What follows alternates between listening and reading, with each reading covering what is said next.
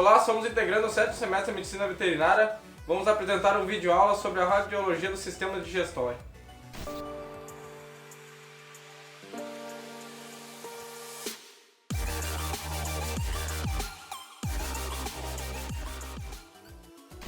Bom, meu nome é Cássio Becker. Nós vamos falar sobre a radiologia do esôfago. Essa estrutura sistêmica da altura da segunda vértebra cervical, a 10ª torácica. O esôfago não é distinguido ao exame radiográfico, sim, pois encontra-se normalmente colapsado, não apresentando ar ou conteúdo em sua luz.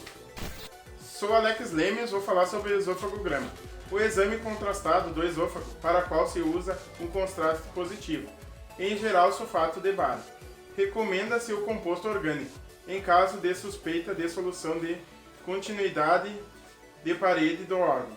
As radiografias são efetuadas em posicionamento lateral, dorso ventral e ventro dorsal, sendo esses últimos de pouca ajuda para a sobreposição das vértebras. Imagem. Na ausência de alterações, o contraste passará imediatamente para o estômago, deixando resíduos entre as pregas do esôfago, determinando a imagem de linhas longitudinais, que se estende até a entrada do abdômen. A não detecção da coluna de contraste sem dilatação do esôfago não caracteriza alteração. Por isso deve ser a passagem livre e rápida de contraste para o estômago. No gato terço caudal do esôfago existem pregas transversais, além das longitudinais, determinando a imagem semelhante a uma espinha de peixe, quando preenchidas por contraste. Agora vamos ver algumas alterações. Obstrução esofágica por corpo estranho. Os corpos estranhos podem ser radiopacos ou radiolucentes. Os primeiros são visualmente ao exame de radiografia simples. Já os últimos necessitam de esofagograma para sua identificação. Os pontos onde mais frequentemente se instalam os corpos estranhos são: porção terminal do esôfago cervical, anterior à base do coração e na porção terminal do esôfago. Aqui vemos umas imagens radiográficas de corpos estranhos, radiopacos em esôfago de cão. Aqui vemos imagens de corpos estranhos radiolucentes no esôfago de um cão, em exame simples e esofagograma na segunda imagem. Compressão esofágica. Pode ocorrer por aumento de volume dos linfonodos mediastinos, hipertrofia ou neoplasia do tímpano, ou massas adjacentes ao esôfago. Aqui vemos uma massa comprimindo o esôfago cervical, no exame simples e esofagograma. O contraste é impedido a progredir livremente. Ruptura de esôfago. Quando o exame radiográfico simples for evidenciado ar nos tecidos adjacentes ao esôfago, deve-se suspeitar de ruptura ou perfuração do esôfago. Utilizando-se então composto orgânico para confirmar o diagnóstico, o que será demonstrado por extravasamento do contraste para fora da luz esofágica. Estenose esofágica. Fibrose após lesão, tumoração na parede do esôfago, ou nódulos são as causas de estenose esofágica. Ocorre redução na luz por espessamento da parede. Aqui vemos um nódulo em esôfago de um cão, produzindo estenose. Invaginação gastroesofágica. O estômago invaginado para o interior do esôfago e eventualmente leva junto porção do duodeno, baço e pâncreas, produzindo uma dilatação esofágica que apresenta densidade alterada na porção terminal. No esofagograma é possível visualizar o padrão plaqueado da mucosa do estômago na luz do esôfago. Observa-se também a ausência de qualquer imagem correspondente ao estômago na cavidade abdominal. Aqui vemos esofagograma, demonstrando intussuscepção gastroesofágica em um cão. Dilatação parcial do esôfago. Devido à constrição ou obstrução do esôfago em determinado ponto, ocorrerá dilatação do órgão até este ponto. Uma das causas mais comuns é o arco aórtico direito persistente. Esofograma demonstrando dilatação parcial do esôfago. Megaesôfago. Observa-se na luz do esôfago em toda a sua extensão, até a entrada do abdômen. Às vezes, dispensa o exame contrastado. Para preenchimento do órgão dilatado, é necessária uma quantidade de contraste bem maior que a recomendada para o esofagograma.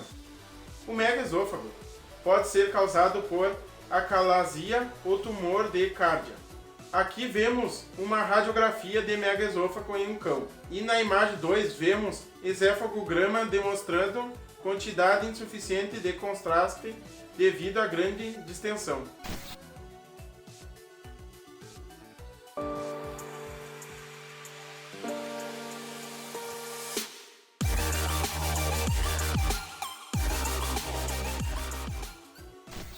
Eu sou Bruno Oscar e vou falar sobre a radiologia do estômago.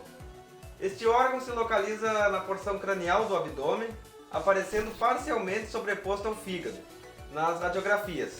No exame simples, pode ser facilmente identificado por conter gás na sua luz. Na projeção lateral, dependendo do decúbito, a coleção de gás que tende a subir se localiza na região fúndica, em decúbito direito. Aqui vemos um abdômen normal de cão, em incidência lateral e ventro-dorsal. Gastrografia ou gastrograma é o exame contrastado do estômago, sendo o sulfato de bário o meio de contraste indicado rotineiramente. Diante de suspeita de perfuração de parede, ele deve ser substituído por um composto orgânico. Aqui vemos imagem do estômago de cão ao exame contrastado. Corpo estranho. Pode ser radiopaco, que será visualizado ao exame simples, ou radiolucente, evidenciado por pequena quantidade de contraste administrada que o envolverá. Plástico e vidro são exemplos de corpos estranhos radiolucentes. Torção gástrica. O estômago apresenta-se distendido por gases ou conteúdo alimentar e líquidos, com o piloro destacado de sua posição normal. Este quadro caracteriza a emergência, não sendo indicado o uso de contraste. Dilatação gástrica. O estômago apresenta-se distendido, permanecendo o piloro em sua posição normal. Aqui vemos uma radiografia de dilatação gástrica por obstrução de piloro em um cão. Tumores e úlceras. Os tumores gástricos são raros em pequenos animais, já as úlceras ocorrem, especialmente causadas pelo uso indiscriminado de anti-inflamatórios. O diagnóstico radiológico de úlceras é feito no exame contrastado, mas não é de fácil visualização, então o mais indicado para o diagnóstico definitivo seria uma endoscopia.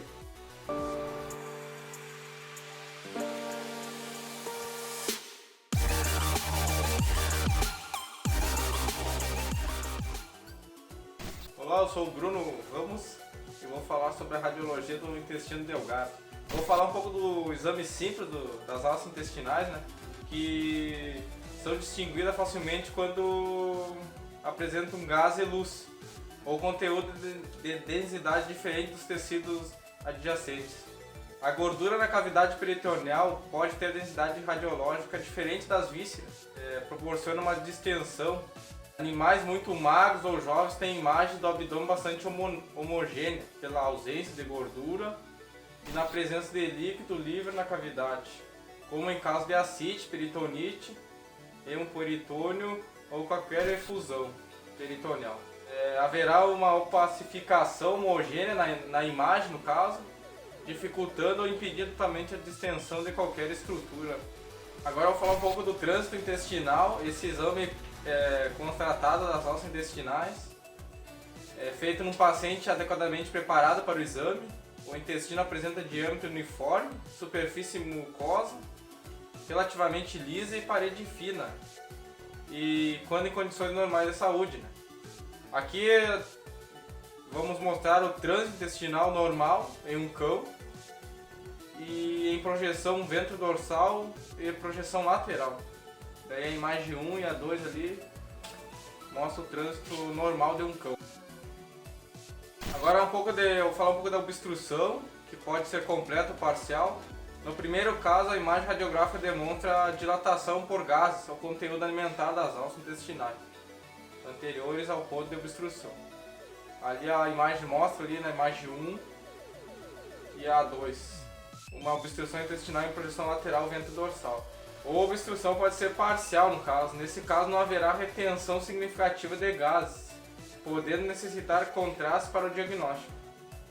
Quando a causa for corpo estranho linear, o contraste proporciona uma imagem de franzimento da alça, que eu contei como mostra a imagem ali, ó. E vemos o trânsito intestinal em projeção, ventro dorsal e lateral, evidenciando um corpo estranho linear no intestino de um gato. A intussuscepção, agora eu vou falar um pouco.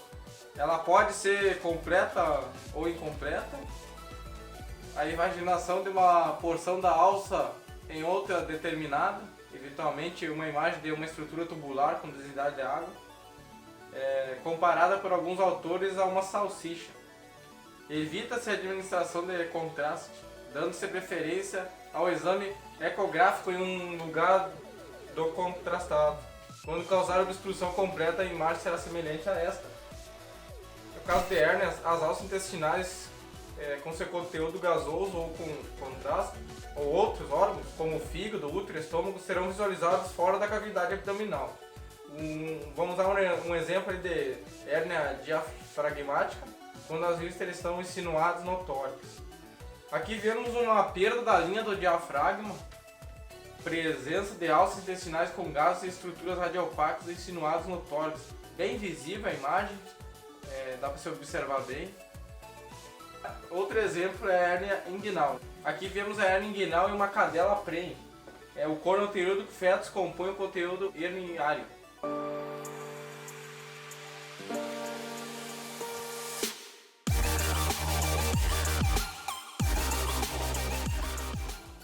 Olá, eu sou o Marcos Rodrigues e eu vou falar um pouco sobre a radiologia do intestino grosso.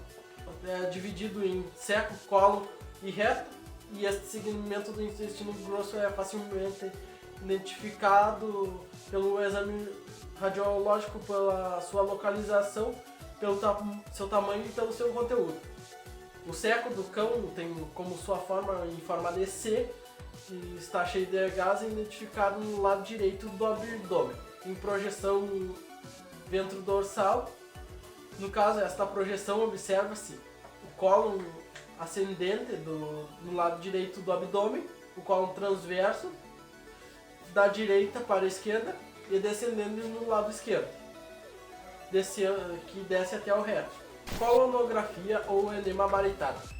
Este exame é o exame constatado do intestino grosso, aconselhado fazer a sedação do animal para evitar o desconforto do mesmo.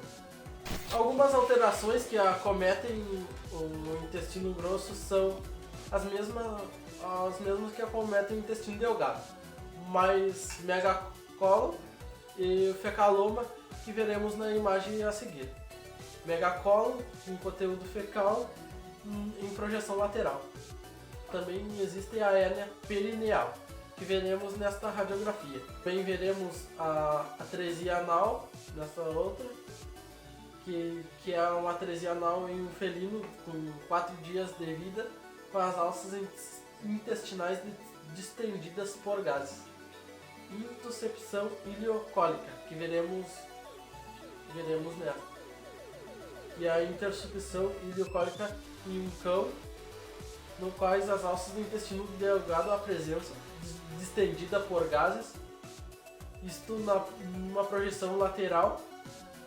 O contraste usado para colonografia progrediu até o ponto da invaginação, na qual esta invaginação seria na junção iliocólica. Também pode ser observado massas tumorais, que podem ocorrer no desenvolvimento de massas no abdômen, as quais se originam em qualquer órgão ou até mesmo no mesentério, e o que é difícil de especificar ao exame radiológico.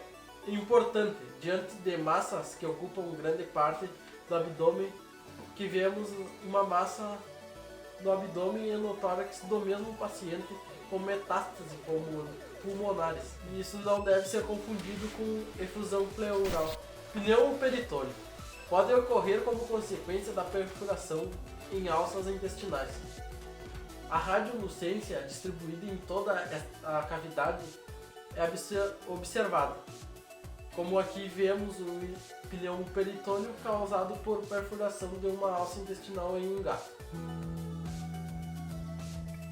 Obrigado pela atenção, até a próxima.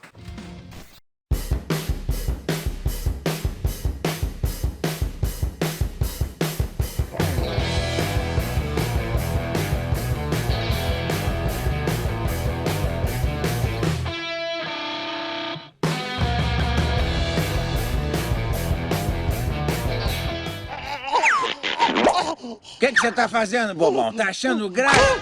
Já acabou. Aí, pessoal, foi mal. Bom. Vai fundo.